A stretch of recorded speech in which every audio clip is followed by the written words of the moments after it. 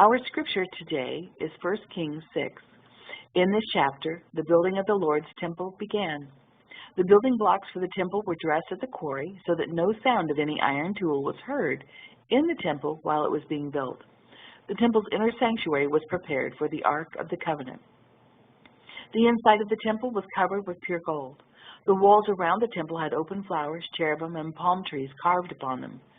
The floors of the rooms were also covered in gold.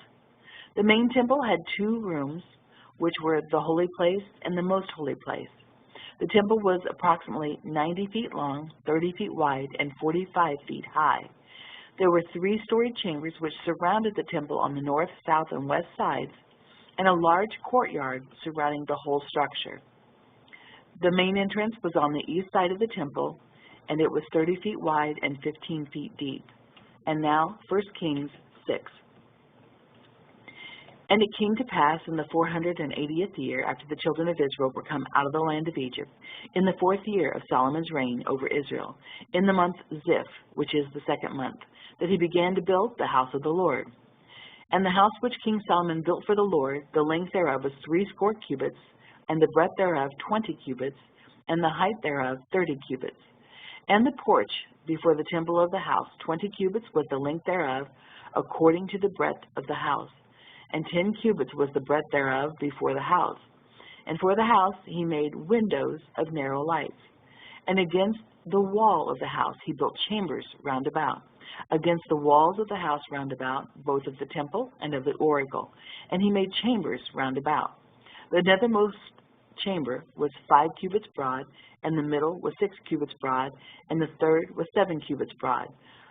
For without in the wall of the house he made narrowed rest round about, that the beams should not be fastened in the walls of the house. And the house, when it was in building, was built of stone made ready before it was brought thither, so that there was neither hammer, nor axe, nor any tool of iron heard in the house while it was in building. The door for the middle chamber was in the right side of the house, and they went up with winding stairs into the middle chamber, and out of the middle into the third. So he built the house and finished it, and covered the house with beams and boards of cedar. And then he built chambers against all the house, 5 cubits high, and they rested on the house with timber of cedar. And the word of the Lord came to Solomon, saying, concerning this house which thou art in building, if thou wilt walk in my statutes, and execute my judgments, and keep all my commandments to walk in them, then will I perform my word with thee, which I spake unto David thy father. And I will dwell among the children of Israel, and will not forsake my people Israel. So Solomon built the house and finished it. And he built the walls of the house within with boards of cedar, both the floor of the house and the walls of the ceiling, and he covered them on the inside with wood, and covered the floor of the house with planks of fir. And he built 20 cubits on the sides of the house, both the floor and the walls with boards of cedar. He even built them for it within, even for the oracle, even for the most holy place. And the house, that is, the temple before it, was 40 cubits long. And the cedar of the house within was carved with knops and open flowers. All was cedar, and there was no stone seen.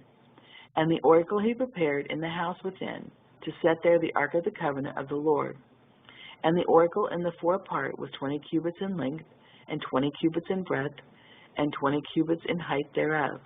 And he overlaid it with pure gold, and so covered the altar which was of cedar.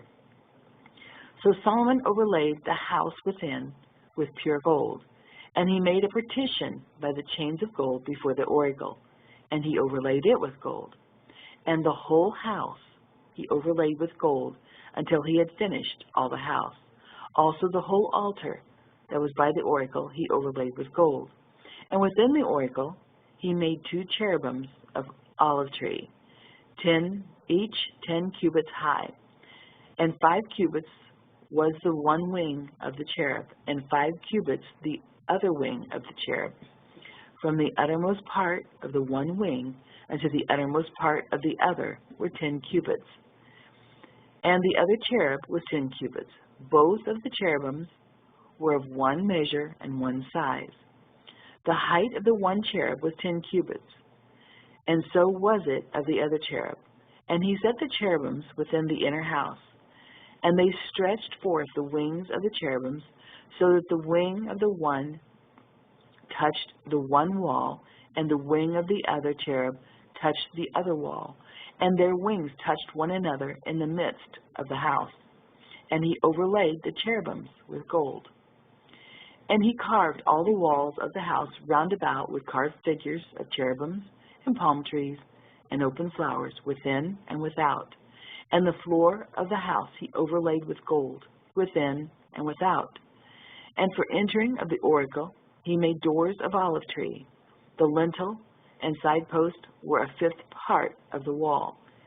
The two doors were of olive tree, and he carved upon them carvings of cherubims and palm trees and open flowers, and overlaid them with gold, and spread gold upon the cherubims and upon the palm trees.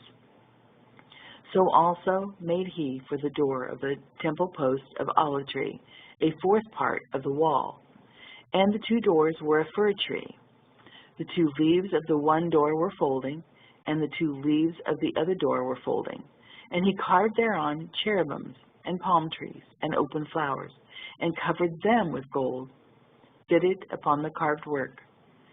And he built the inner court with 3 rows of hewed stone, and a row of cedar beams.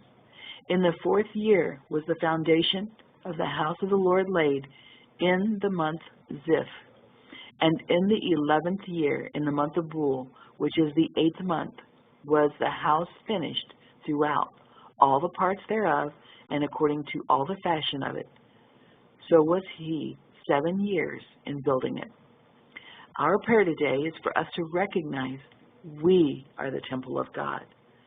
Ask the Lord to give you spiritual gifts which would glorify your temple as one that lives in beauty for Christ. Consecrate yourself, body and soul, to the glory of God.